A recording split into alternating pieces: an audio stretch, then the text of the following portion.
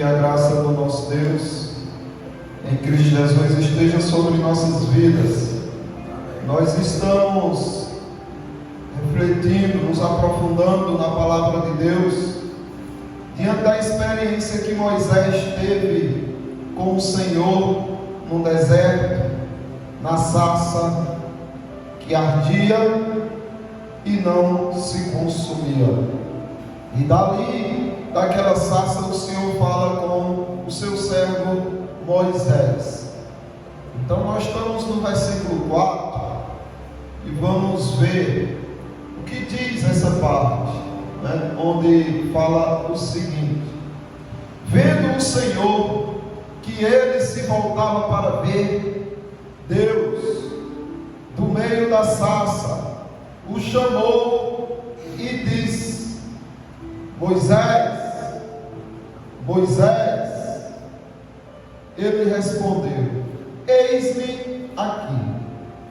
Deus faz questão de chamar Moisés pelo nome dele. Aqui é Deus se apresentando a Moisés de uma forma mais íntima. Não é que Moisés não conhecesse Yahvé. Ele conhecia. E ele conheceu por providência de Deus.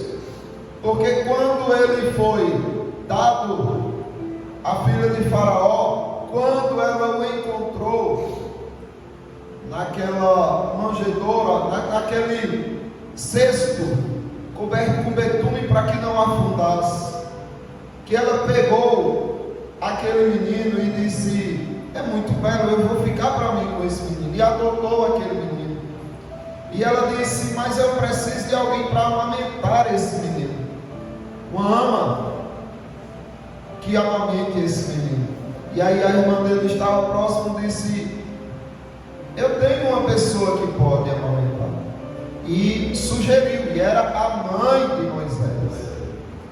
E é óbvio que à medida que ela criava o menino, e educava o menino, e amamentava o menino, ela instruía o menino a respeito do Deus de Israel.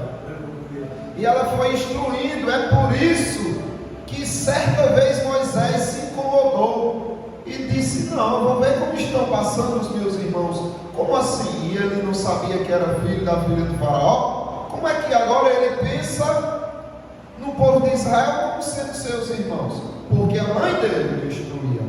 A mãe dele ensinava a palavra de Deus para ele. E ele disse: é com esse povo que eu estou me identificando. Eu vou ver como eles estão passando. E daí começou tudo. Ele vai, defende um egípcio, defende um judeu das mãos de um egípcio. E aí acaba matando esse egípcio que agrediu o hebreu. Daí ele esconde o corpo. Agora tudo isso dentro daquilo que ele conhecia de Deus. Eu não vou deixar que o povo de Deus sofra. Daí a pouco ele vê dois hebreus brigando.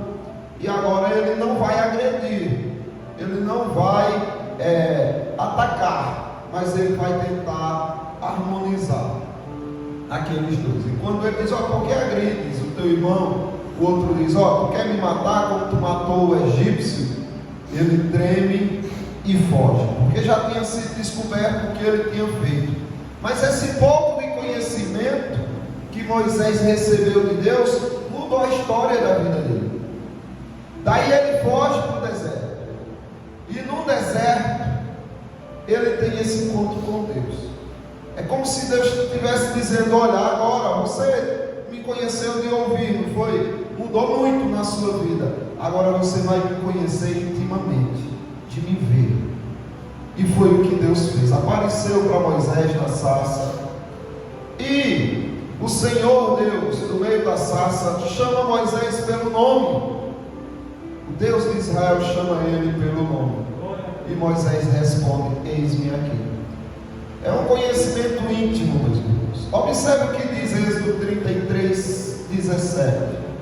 Disse o Senhor a Moisés: farei também isto que dissestes, porque achastes graça aos meus olhos, e eu te conheço pelo teu nome. Isso parece um pouco irrisório, porque você precisa conhecer a profundidade do tratar de Deus com as pessoas. Você talvez olhe para isso e daí? Eu conheço tantas pessoas pelo nome, tantas pessoas me conhecem pelo nome, e a gente nem próximo é. O que é que Deus está dizendo aqui? Eu te conheço pelo teu nome. O sogro de Moisés também já não conhecia. Tantas pessoas conheciam ele pelo nome. Mas quando Deus diz isso, Ele está dizendo que conhece Moisés de uma forma profunda e íntima, de uma forma eletiva, de uma forma que escolheu ele para si, como se Deus estivesse dizendo assim: olha, você é meu, eu te conheço de tal forma que eu transformei o teu ser. É como se Deus estivesse dizendo: Moisés, ninguém te conhece como eu te conheço, nem você mesmo se conhece como eu te conheço. Deus, ele vai no profundo da alma do homem e ele conhece coisas que estão ocultas ao próprio homem. Observe, aqui você vê como que Deus mostrando a Moisés que isso, pelo fato de Deus dizer eu te conheço pelo nome, é como se Deus falasse: você tem o meu compromisso contigo, eu tenho um compromisso genuíno com você. Como diz Isaías 43, versículo 1: mas agora, assim diz o Senhor, que te criou, ó Jacó, que te formou, ó Israel, não temas, porque eu te remi, chamei-te pelo teu nome, tu és meu.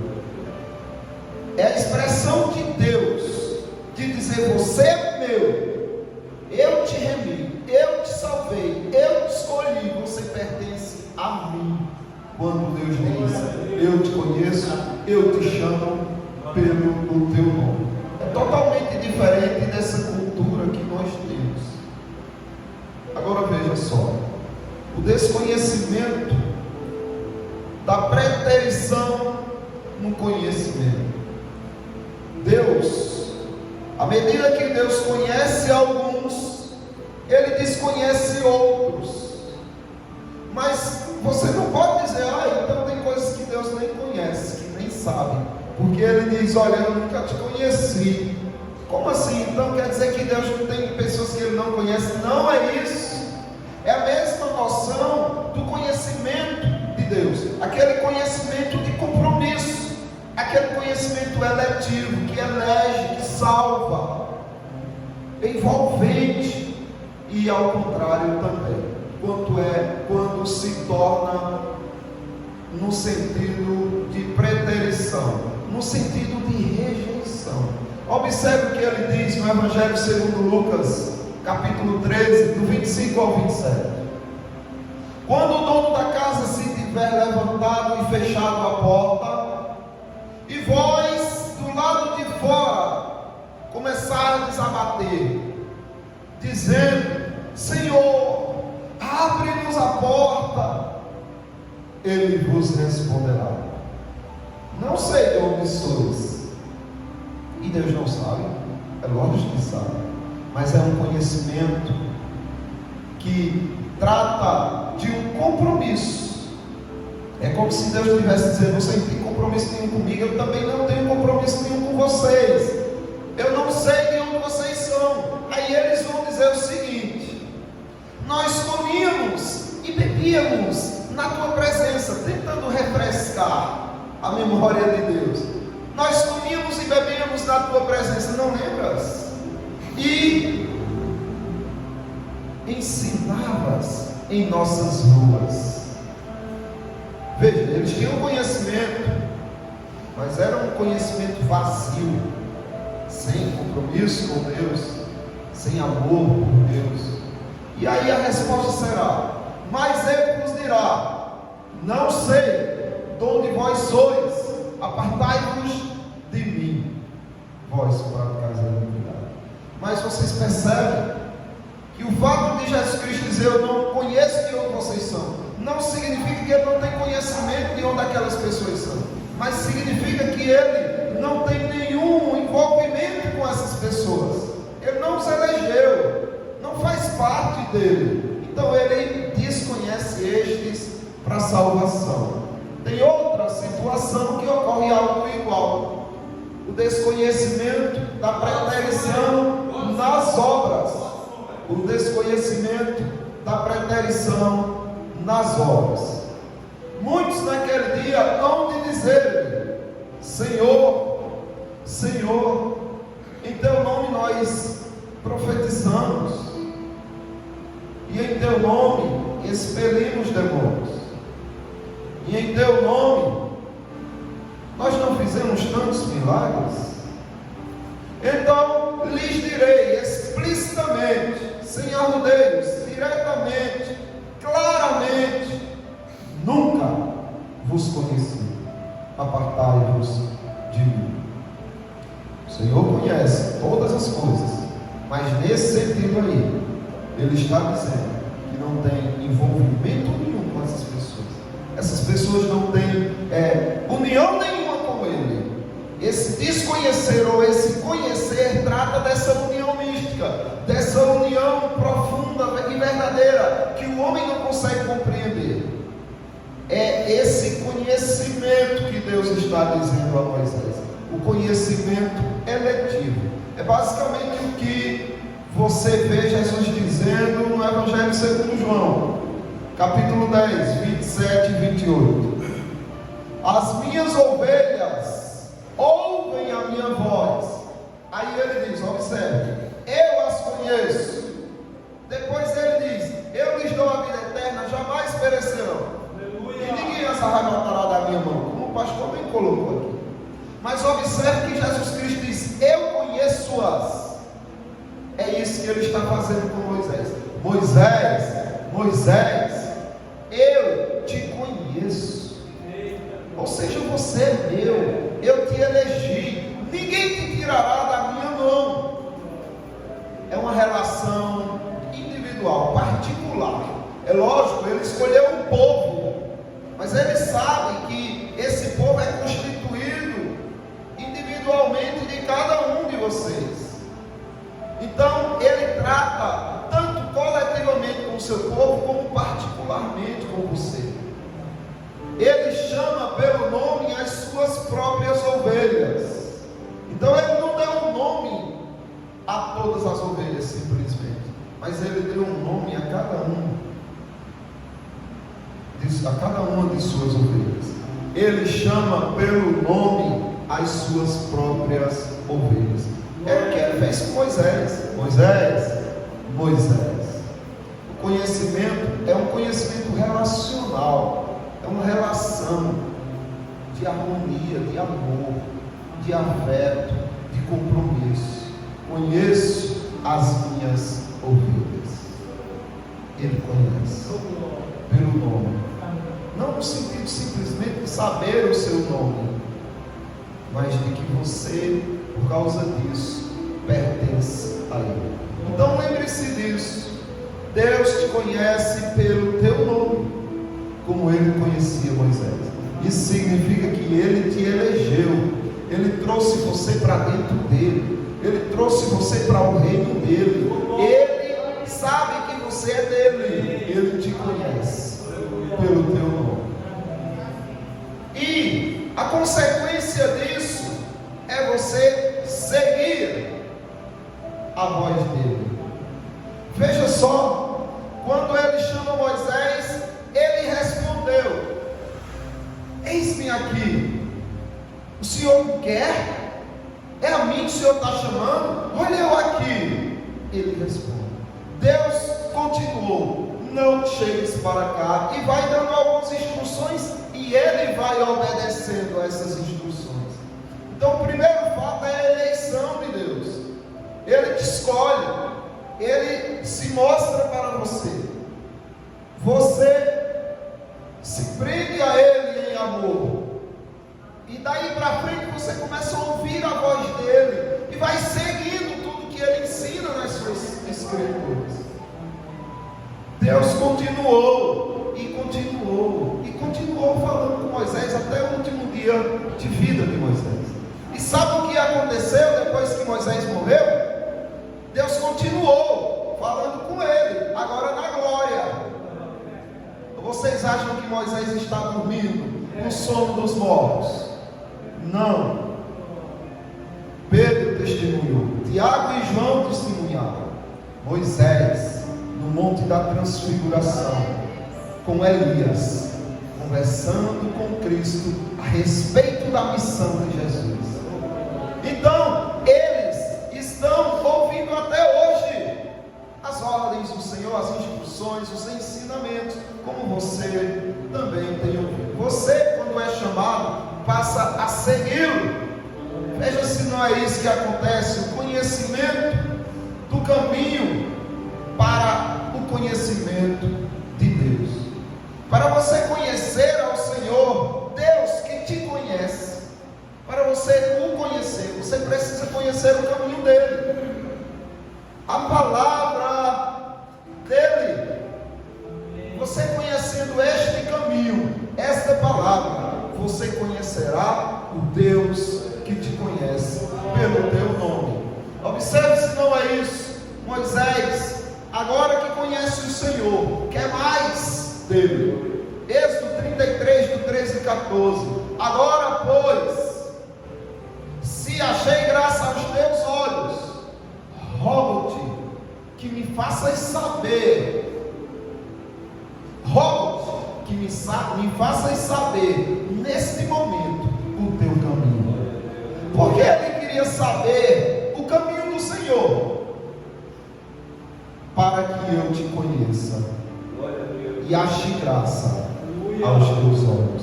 Percebe? Quando você é conhecido por Deus, você o quer. Você quer conhecer mais dele. Então você corre e diz: Senhor, eu quero saber dos teus caminhos, porque sabendo dos teus caminhos, eu me encontrarei contigo, eu conhecerei de ti. E é isso que o cristão faz depois que é conhecido por Deus. O conhecimento relacional agora do crente com Deus. Você viu o conhecimento relacional de Deus com o crente Moisés. Agora você passa a entender como é o conhecimento relacional do crente com esse Deus. Do 33, do 15 ao 17 diz: então lhe disse Moisés: se a tua presença não vai comigo, não me faças subir deste lugar. Deixa eu morrer aqui, seco, apodrecer aqui. Mas se o Senhor não vai comigo, por favor, não me tire daqui não me faça subir desse lugar. Porque Moisés sabia que a única coisa que importava e significava para ele na vida era a relação dele com esse Deus. E ele continua e diz: pois como se há de saber se achamos graça aos teus olhos, eu e o teu povo? Não é porventura de andares conosco de maneira que somos separados, eu e o teu povo? Não é isso que mostra que o Senhor está conosco, o fato do Senhor ter nos separado? Então não nos tire daqui se o Senhor não vir conosco, porque nós só saímos daqui se o Senhor for conosco. Não faça isso, não permita que a gente saia, dê um passo sequer, sem estarmos relacionados contigo. E é isso que Jesus Cristo diz.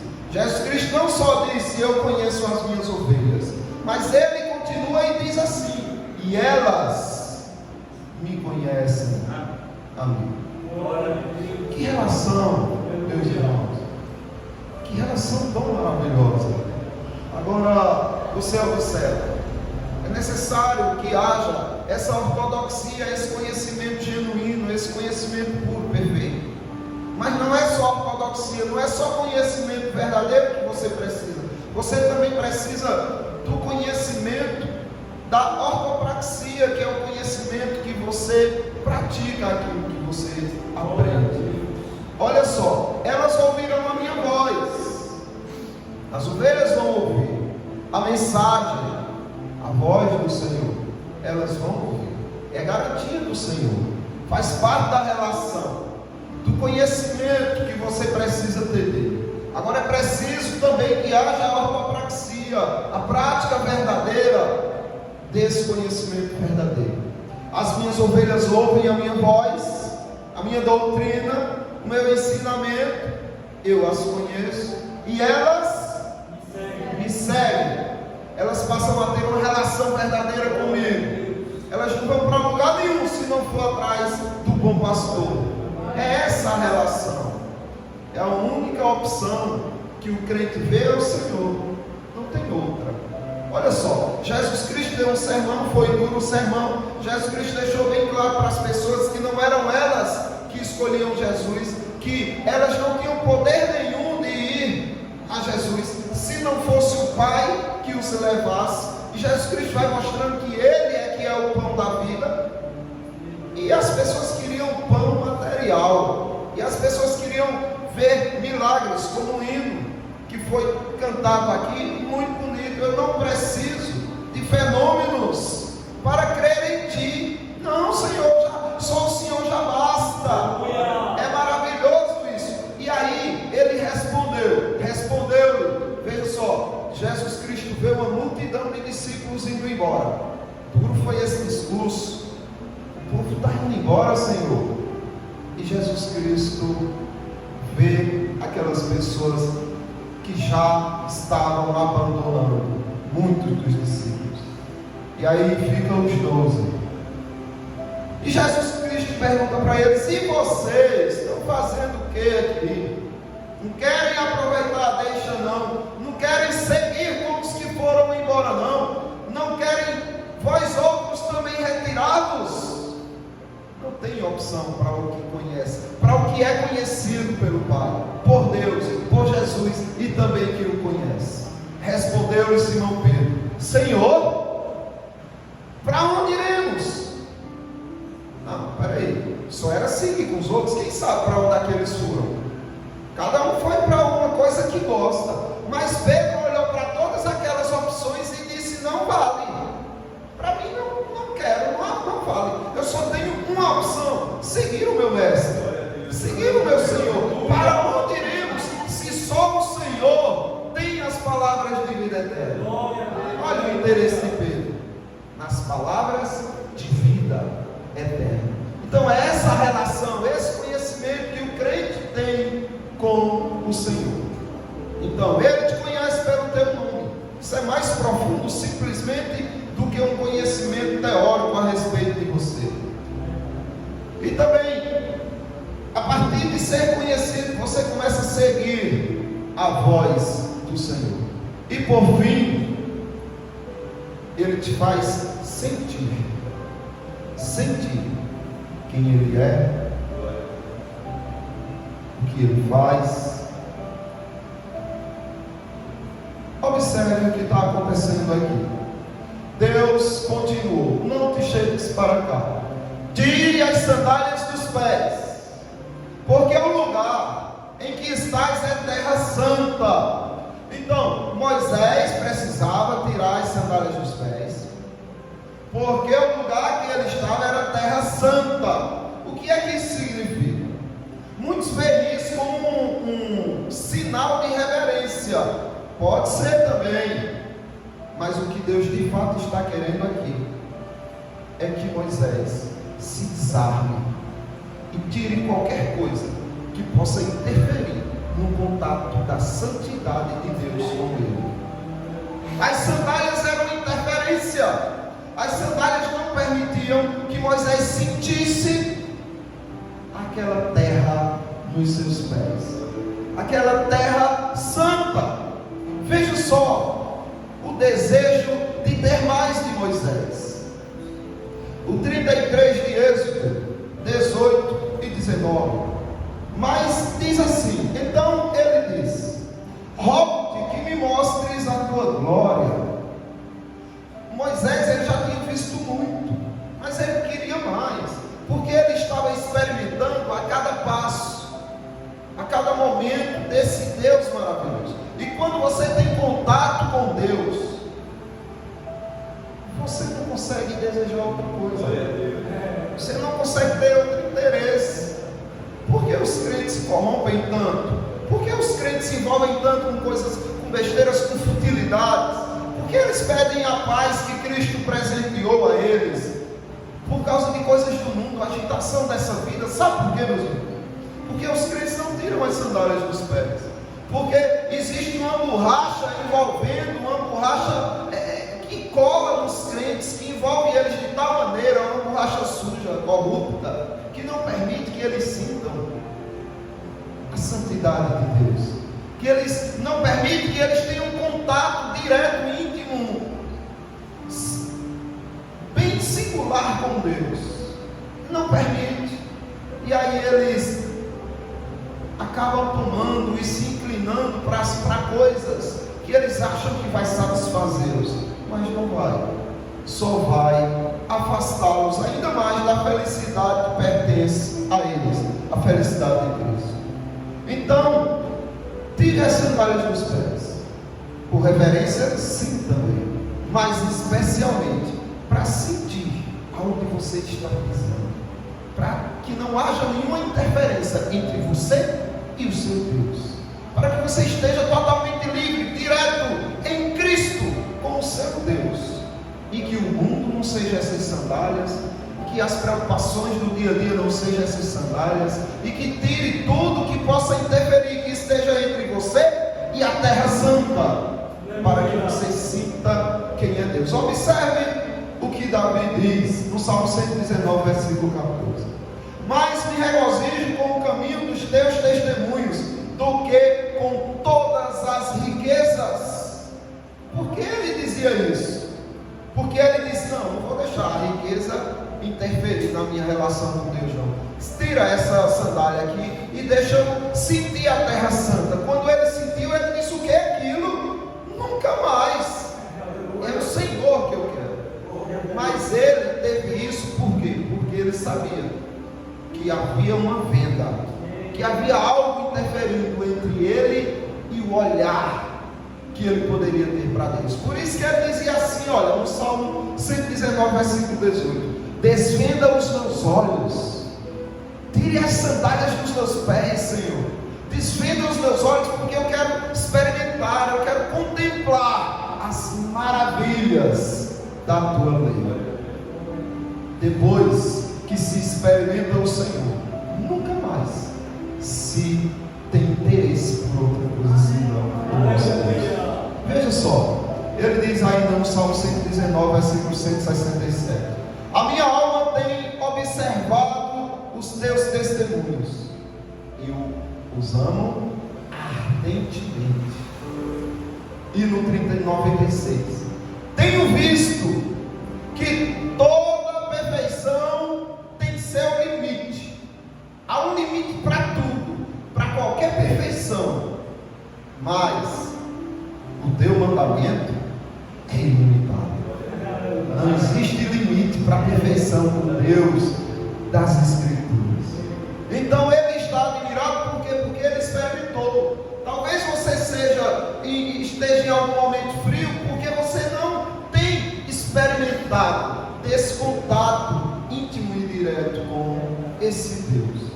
O amor ao Senhor, quando é experimentado, é incrível.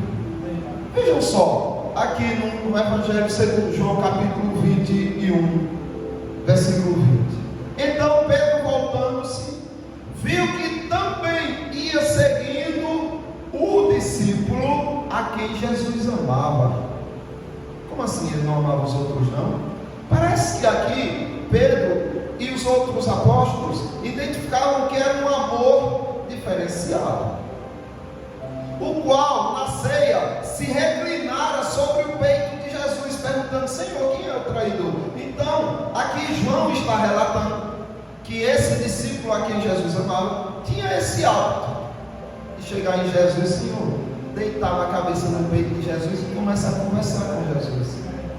Agora, meus irmãos, Jesus faz acepção de pessoas, Jesus faz acepção de discípulos. Não, errado.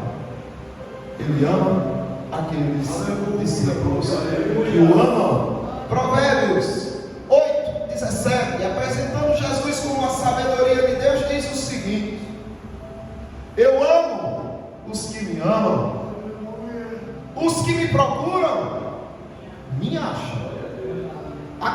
amor. Desse amor não ser igual para com os outros, era dos outros.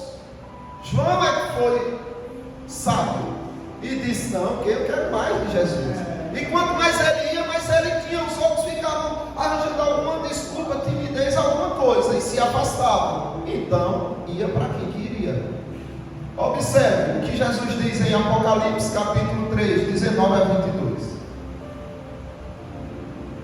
Eis que estou à porta e bato. Se alguém ouvir a minha voz e abrir a porta. Olha, ele está falando isso para a igreja, viu? Não é para o mundo, não. O mundo nunca consegue abrir a porta para Jesus. É Jesus que abre a porta, é Jesus que escolhe, é Jesus que chama. Depois que ele chama, essa relação dele com o cristão, dele com o crente, se torna possível. Dele dizer: olha, cristão, olha, crente, eu estou na porta batendo. Olha, igreja, estou batendo na tua porta. Se você ouvir a minha voz e abrir a porta, eu entrarei e cearei com ele. Veja, você vai ter um banquete oferecido pelo próprio Senhor e ele comigo. Então vai ser algo relacional. Ao vencedor dar-lhe-ei sentar-se comigo no meu trono. Observe. Ao vencedor, aquele que ouvir a minha voz, que abrir a porta, eu cearei com ele, e ele terá um lugar especial ao meu lado, no meu trono. Mas e se você costuma não ouvir? Costuma ouvir só o que te interessa? Você vai ter essas honras? É lógico que não. Mas a culpa é de quem? É sua. Porque ele está dizendo para a igreja que bate, e se ela ouvir, ele vai se dar. Aleluia. Então, lembre-se, para concluir, que ele te conhece pelo teu nome. Isso é muito grandioso. E pelo fato de ele te conhecer, agora você é capaz de ouvir o bater e tem condições de abrir a porta. E aí você seguir com ele. E ele passa a te proporcionar momentos tão incríveis que nada nesta vida vai surtir efeito ou tirar tua atenção do teu amor para com ele. Então que Deus abençoe os irmãos e que a graça de Deus nos faça